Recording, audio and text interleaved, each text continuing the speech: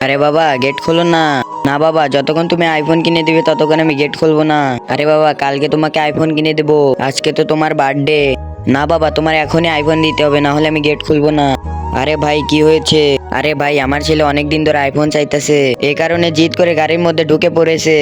আপনি যদি আগে পিটিয়ে মানুষ করতেন তাহলে এদিন আর দেখতে হতো না। আরে ভাই, আজকালকার ছেলে মেয়েদের বুঝিয়ে মানুষ করতে হয়, না হলে সে খারাপ রাস্তায় চলে যায়। হ্যাঁ ভাই, ঠিক বলেছে। ভাইয়া গেট খোলো, বাবা তোমার জন্য আইফোন নিয়ে এসেছে।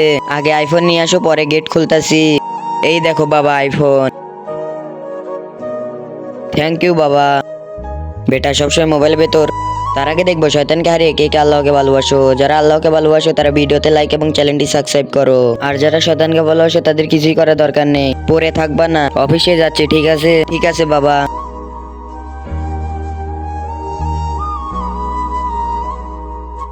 আরে ভাই, বাবা অফিস পাল্টিয়ে ফেলছে কেন? আরে ভাই, তোমার আইফোন ওই গাড়ি বিক্রি করে কিনেছে বাবা। ভিডিওটা ভালো লাগে লাইক এবং সাবস্ক্রাইব করবেন প্লিজ।